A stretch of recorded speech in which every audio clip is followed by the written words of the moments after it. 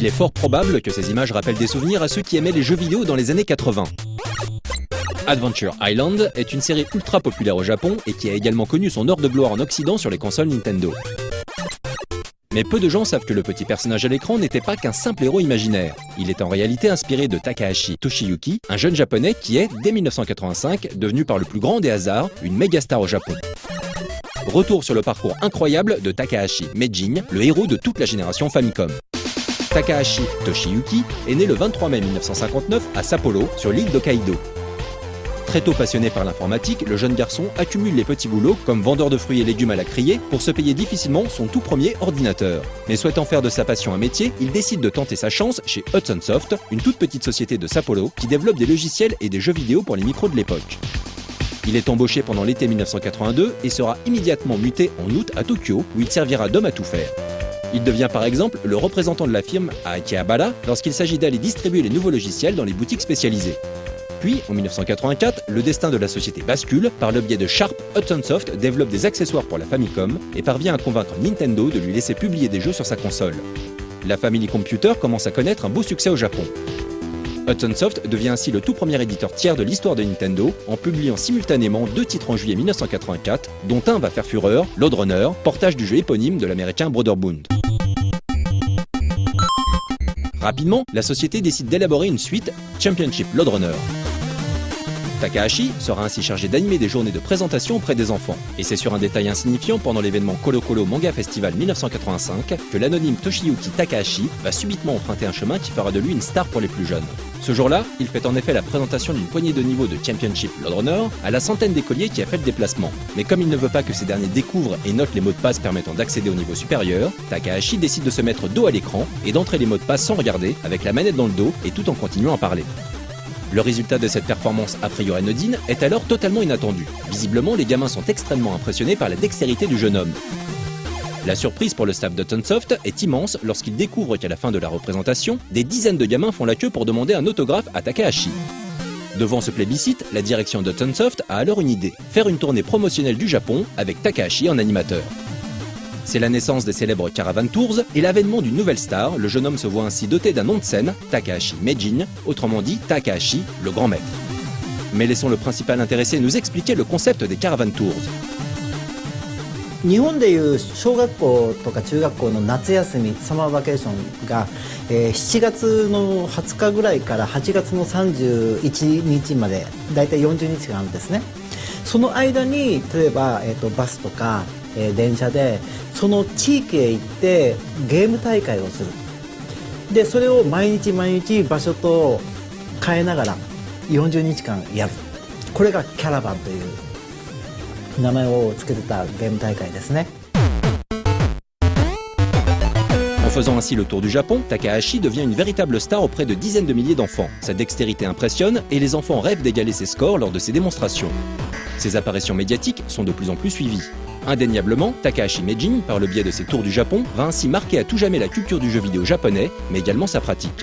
Par exemple, les amateurs de shoot 'em up se souviennent qu'au début des années 1990, la PC Engine proposait un certain nombre de jeux dotés du mode Caravan avec un temps limité à 2 ou 5 minutes, parfait pour les amateurs de scoring.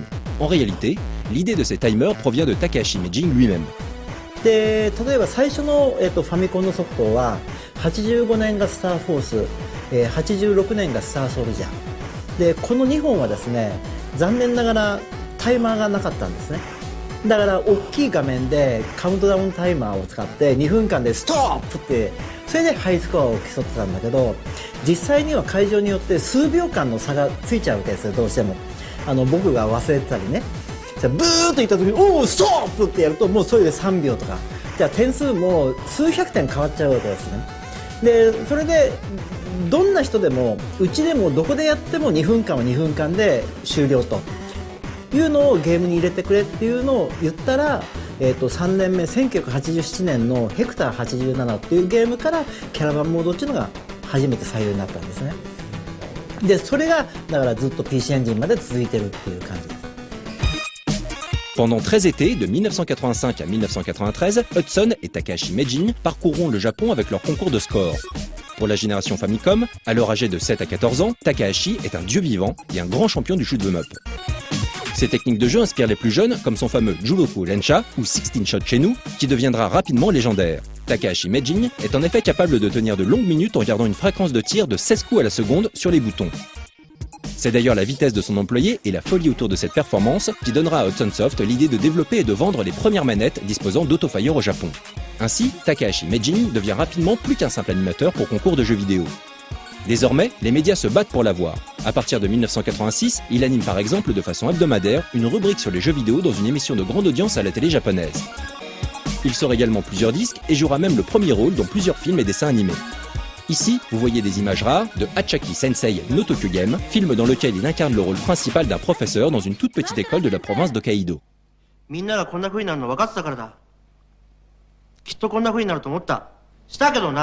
Mais ce qui marquera le plus les amateurs de jeux vidéo de l'époque, c'est le court-métrage Game King, qui oppose alors dans un duel épique les deux Meijin les plus populaires du moment sur le jeu Star Soldier.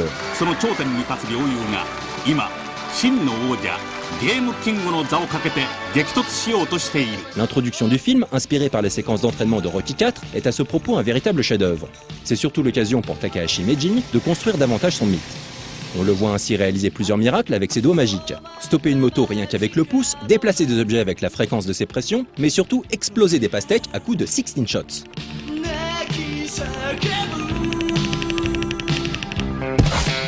Takahashi Meijin aura même son propre manga, prépublié dans le magazine Colo Colo Comics. Le succès est impressionnant et des millions d'enfants suivent ses aventures potaches et délirantes toutes les semaines. あれはだってリアルな部分はもう2から 5% ぐらいで、あとはもうねファンタジーですから、まあただやっぱり僕が読んでても面白かったですよ。だから僕は別に否定する意見は一つもないんだけど、困ったことにユーザーのみんながあれがリアルだと思ってるのね。だから名人はセミ取る時にセミがかわいそうだと思わないんですか、うんち投げて取ってとかって言われるので、あれだからあれは漫画だっていうね、だからその部分はちょっと困りますね。Mais l'apogée de son succès, c'est évidemment l'utilisation de son personnage dans un jeu vidéo, Takahashi Meijin no Shimabuken, simplement traduit chez nous par Adventure Island. Et encore une fois, c'est un peu au hasard que Takahashi Meijin doit cette opportunité, comme nous le verrons la prochaine fois dans la suite et la fin de ce reportage.